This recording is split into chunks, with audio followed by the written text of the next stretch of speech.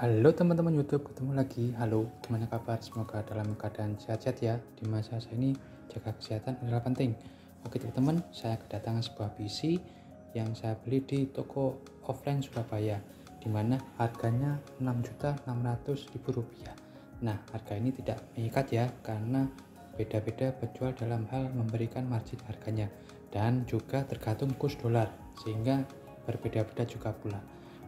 Dan untuk itu kita lihat dulu untuk casingnya, yaitu saya pakai ini dia teman-teman, casing Simbada Battleground, dimana harganya untuk casingnya aja ini 300 ribuan. Dan untuk hal ini sangatlah kompetitif harganya. Dan kita lihat dulu untuk spek dari casing ini. Yang pertama lihat dulu, ini dia button on off, dan kemudian LED indikator, reset dan LED, kemudian ada mic dan mikrofon, dan USB ada 3, dimana ada satu USB 3.0, dan ini dia di bagian depan ada embel-embel seperti ini ya, seperti game yang ada, yaitu seperti game PUBG Battleground ya. Ini indikasinya, dan ini terbuat dari besi bagus, dan bagian sisinya ada ini teman-teman, kaca. Jadi teman-teman kalau ingin menambahkan fan, jadi kelihatan lebih keren. Dan di bagian bawahnya seperti ini, nah keren juga, dan ini besi juga. Nah baiklah teman-teman, kita lihat lebih dalam dengan mencopot bagian samping ini yang terbuat dari kaca. Oke, sebentar.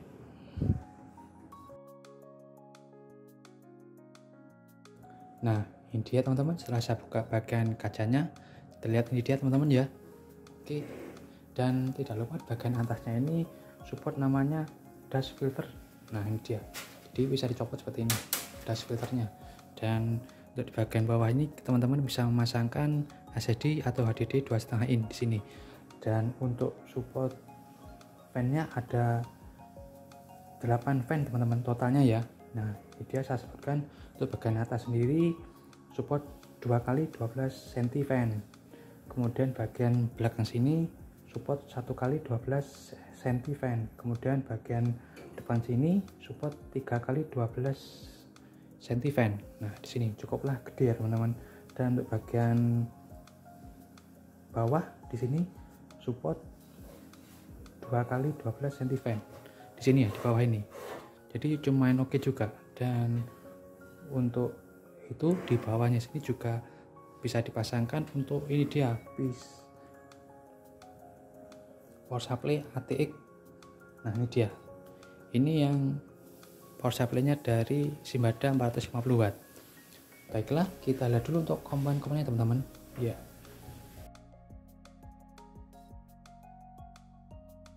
Ya ini dia teman-teman, untuk prosesornya yaitu saya memakai AMD Ryzen 5 5600G 6 core, dimana clock speed dasarnya 3,9 GHz, bisa turbo boost atau overclock 4,4 GHz, dimana soketnya AM4, dimana ini harganya adalah 2.500.000. Dan untuk motherboardnya saya pakai Gigabit B550M DS3H, dimana harganya ini 1.600.000, dan support dengan RAM-nya yang 4 slot. Ini dia teman-teman. Dan untuk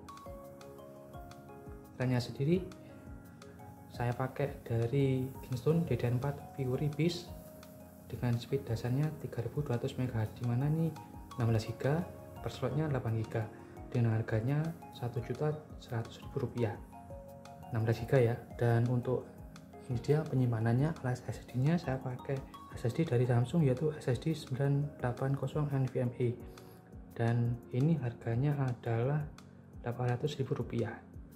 Nah lumayan juga, karena teman-teman nanti bisa menambahkan lagi di sini slotnya jika ingin dual storage, jadi bisa dual SSD teman-teman.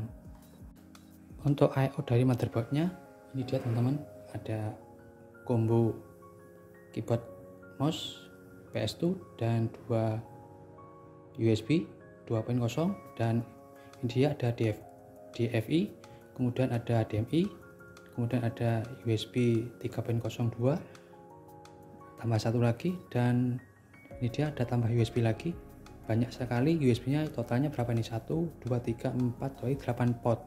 Dan ini dia untuk audio videonya di sini. Oke. Dan hanya itu aja, jadi tidak ada output untuk D-sub ya teman-teman. Jadi diingat-ingat, jadi ya pakai dua output ini untuk ke monitornya.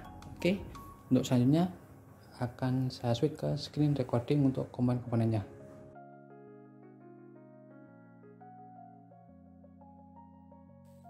Ya teman-teman, pindah ke sini. Setelah selesai install Windows 11 di PC yang saya rakit ini, kita lihat dulu untuk komponen-komponennya apa saja melalui Task Manager.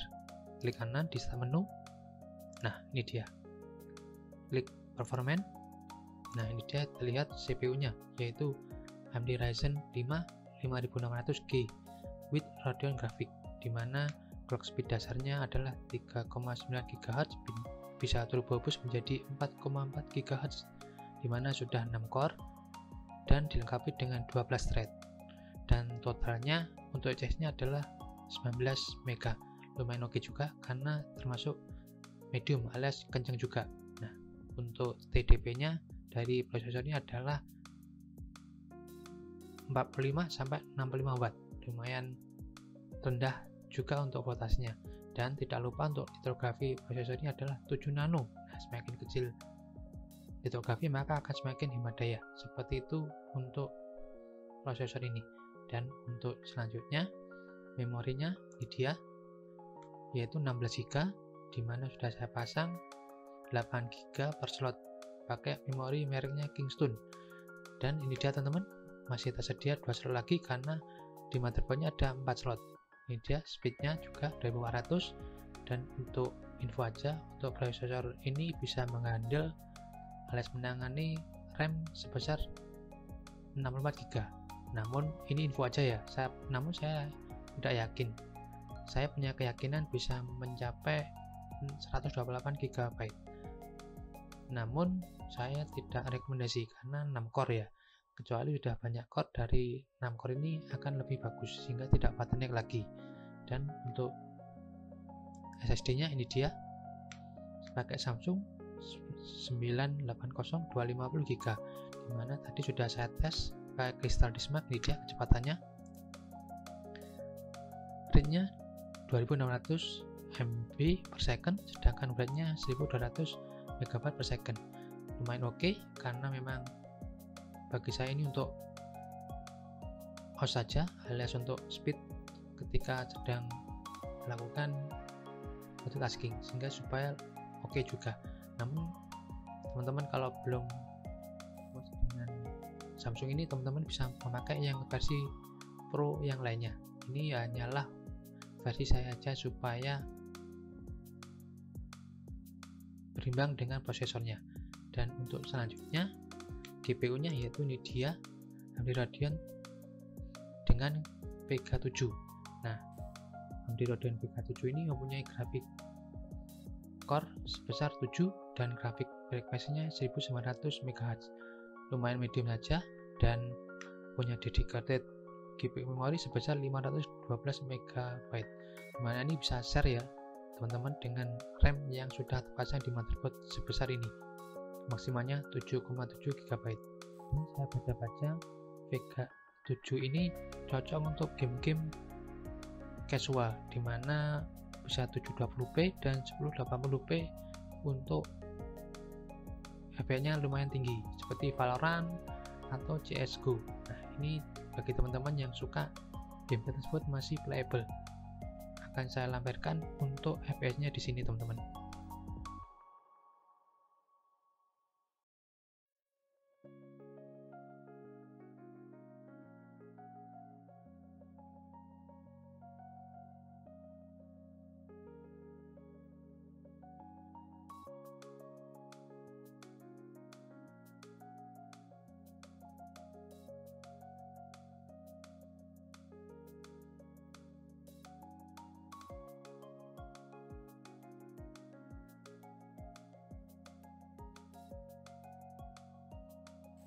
Baiklah, untuk saatnya kita kembali ke kamera. Ya, teman-teman gimana setelah melihat spek dan komponen dari PC yang saya rakit ini? Cukuplah harganya kompetitif dan oke. Nah, dengan hal ini saya punya kesimpulan untuk PC yang saya rakit ini adalah pertama untuk kebutuhan yaitu editing video pakai Adobe Premiere, multimedia, set seperti Corel, AutoCAD maupun Photoshop karena didukung oleh prosesor AMD Ryzen 5 5600G dengan 6 core dan disertai juga dengan RAM 16GB dan didukung pula dengan SSD NVMe yang cukuplah kencang. Dan yang kedua, cocok untuk game low setting dan low modern gaming serta medium resolution juga untuk game-game casual karena AMD Radeon ini didukung dengan Vega 7 dimana untuk game-gamenya sudah saya sebutkan sebelumnya untuk contohnya, jadi lumayan oke. Dan yang terakhir bagi saya cukup untuk browsing-browsing yang mengetik hal-hal yang lain cukuplah bisa dihandle di PC yang saya rakit ini karena sudah prosesornya lumayan oke dengan VGA yang lumayan oke juga. Jadi teman-teman sudah cukuplah bagus dengan spek ini dengan harga Rp6.600.000. Nah, dengan hal ini semoga jadi pengetahuan untuk merakit PC untuk kedepannya jika teman-teman ingin budget yang cuma Rp6.600.000. Baiklah, itu aja. Jaga diri dan kesehatan. Muhid and cheers.